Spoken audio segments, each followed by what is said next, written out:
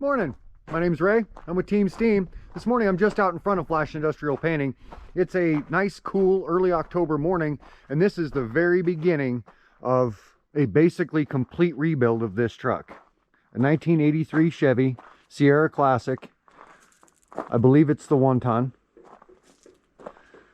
And they've already gotten started on it. But see, it spent years without a windshield in it. And because of that, the interior got destroyed. It doesn't look all that destroyed on camera, but this fabric is all bleached and weak and tattered. It's just had full exposure. As you can see, there's no windshield. And the dash has been taken out, been out for quite some time. This one is just a complete rebuild. This isn't the original door. Somebody else swapped this out, and the owner's going to find one that's as close to original as we can get it. I mean, it'll be the same. It'll be original, but it won't be original to this actual truck. And we're going to keep the same colors and restore this one completely. Starting today, all I'm going to do is hook up to this trailer, a trailer that an oil field trailer that I painted 20 years ago. So you can see it's been beat up a little bit, but it's also been pulled around the oil field for 20 years. So it's not doing too bad. But anyway, we're gonna go ahead and pull this trailer in, pull this truck in. And what I'm doing is I'm fitting the truck for a new windshield. I'm not the one installing the windshield, but I'm fitting it for a windshield. And here's what I mean. You can see that you can't put a windshield in it right now because right here is it's about an inch down, I suppose. If you look at it on end. It dips down quite a bit. It's just not going to fit a windshield. And what happened, you see that's a strange dent. This truck hasn't been hailed or anything. Of course, this was built back when trucks were built tougher, so it was hard to hail one out. But still, you can see it hasn't been hailed. It's just got this one giant, strange, angular dent. And that's what I'm looking to get out. So I need to pull cab lights possibly, and I need to get that all popped out, get the original dimensions back, and then maybe even get it in primer here today. Now, what happened to the truck was he had a propane tank sitting hundreds of feet away from the truck, and they had just filled it. The company had just filled it, and they overfilled it. And so when it got warm enough out, it actually popped off that 2-inch valve and blew it completely out of the tank.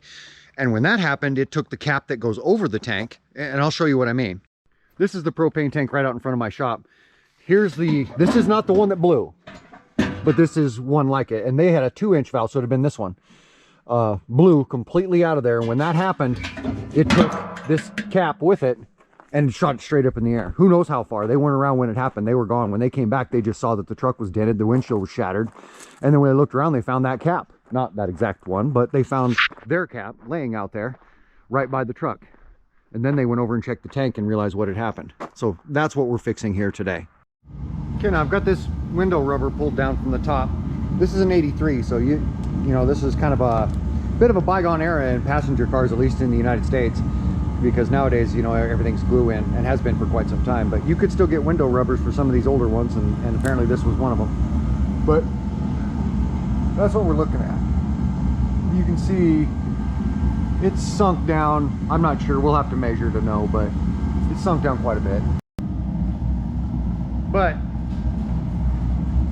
this point right here is caved in enough that you could pour enough soup in there to feed 10 people pretty easily. I mean, it's pretty caved in. All right, so what I've done here, and I'm back in the passenger seat area. I actually dislodged the seat and moved it back. I unbolted it, moved it back, and now I've got my porta power in here. I've got the proper fittings selected. This is the choice I made for the end here. And I've got it where it just stands up outside of the window here. And because I'm in the compartment, and you look up and you see that it's got a steel headliner, but it's a full 3/4 of an inch below the other panel. There's 2 steel panels up there. And so I can't push the top part out from the inside of the cab. If it had a regular headliner in there, I could pull it out, and then I'd be looking at the regular steel, the one level of it, the one layer of it, and I can shove it out, but I can't here. So what I have to do instead is I've got this porta power set up on a wood block there, and I've got it set up out front here so I can go ahead and do some prying from this area. This will be my pivot point for my pry bar. And so the idea here is that I'm going to have that bar pulled forward like you just saw a minute ago, poking straight up, and it'll be sitting right about here. And I'm going to either drill a hole here or cut a slot here. Drill a hole here or cut a slot here. I haven't decided which yet. And then I'm going to put in a bar, either a flat bar with some strength or a round bar with something on the end possibly, so I don't cause a bunch of outies on the way up. So I can gently massage this thing back out and hopefully get it to pop out. Because it's got the entire hood, the entire roof, from about a third of the way back forward, sloped way down. I'll see if I can get an image of that from the side so you can kind of get a better idea of just how much of this roof is affected by this dent. Okay, so here's the side of the roof, and here's the point at which it really starts sloping down hard. I mean, really hard. This vein, this first vein, and this second vein both slope down hard, but especially this second one. And I don't know if I can pick up on that or not, but if you look across at the other two veins, look at their trajectory and how flat they are. Look at the gentle slope of the roof itself, and then look at how this one dives down. That is just one heck of a deformation. You can't just put body filler in something like that. And since I can't pull the headliner down out of it, it's all pinch welded in. It's meant to get most of its structural stability from the fact that there's two panels and that curvature right here, and the fact that they're pinch welded together the way they are in a big lip. And that sort of structural integrity carries throughout the entire roof, and it's got its own structural stability ridge right here that's not on the other roof. The roof itself has those veins like you saw. So this is built to be strong, but it's built to be strong as one unit. So there's no way I'm getting it down out of there. There's no way I'm getting it apart. I'm not interested in drilling a bunch of holes in here just so I can tap a bunch of big outies, ugly outies into the roof up there and not do the job correctly. So instead, so here what I've done is I'm on the passenger side here. I've got my porta-power set up. Got a wood block there. And then I've got a wood block there turned on its side just so it feeds just inside of that fold there. And now I'm going to push up on it and get the roof initially pushed up into a fairly good position to start this process. And now I've got both my porta-power extensions set up. That's why they're in two different colors. I have two different kits. Actually, I have three different kits. One of them is even bigger. And now I've got all my holes drilled, and then I've got all my bars in place. I've got the longer bar here because it's going to need to get back in here as far as there. So it needs to be longer, whereas that one doesn't need to get in there quite that far. So, and now I'm going to start prying up on it and see if I can't get this thing to maybe pop out. I tend to doubt it'll all pop out at once because of the severity of this part of the dent right here, but I'm going to do what I can do. We'll see.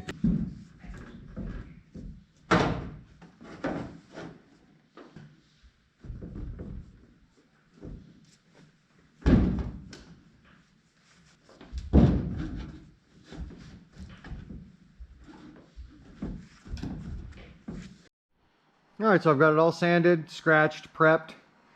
I took my shrinking hammer right here and I beat that in, as I mentioned I would, about a 1/16 to an 1/8 of an inch right there and right there. And from the side you can really see it's beat in that far and fairly evenly. And it's prepped very well. And then all of the rubber glue or rubberized windshield glue that was beneath it has all been wire wheeled out of there. It's all clean, all ready to go. I'm not going to do this fiberglass repair first, just in case while I'm doing the body work I cave the roof in again. These can get delicate. Once you get the body work done, they're not nearly so delicate, but in the process of doing the body work on something that got stretched heavily and then you stretched it back out, they get pretty delicate. So I'm going to get all my body work done first, and if I don't cave it in and I don't need to go back into any of these holes, I'll go ahead at that point and do the fiberglass repair and the body work on the front too. That'll be the last thing I do. And so I've got this extendable, this telescoping roller handle, and all I've done is I've just bungeed it to the top of this ladder here and just used tape to hold these up off here. And you're probably thinking, well, why don't you just remove these? Well, this is a 1983 and you really can't. Once you go trying to pull the bulb socket out of the back of these, it immediately tries to break the rubber. Immediately, it tries to crack and break the rubber. So really all I'm going to end up doing is breaking all four of these where the light socket will no longer be held in them. So I can't remove them. I don't want to try and clip the wires. The other wires will just fall down in there. There's no way to unplug anything. You'd think there would be, but it's not, there's not. You have to take the whole socket out like I mentioned, and you can't. So instead, what I'm going to do is just hold them up out of the way so I can finish this repair. We're not painting the truck right now anyway. We're just doing this repair and getting this ready for a windshield and getting it in primer. So that's really the best I can do for the moment. Now I'll put on my second coat, or my final coat of bodywork before my glaze coat. And that's where I'm at with that. So I'm taking this fiberglass matting, and I've installed it here, big patch here, here, all the way across here. And I've strung this across here so it'll go ahead and cure out in a way that is nice and flat. And now that it is cured out, I'm going to go ahead and unmask it.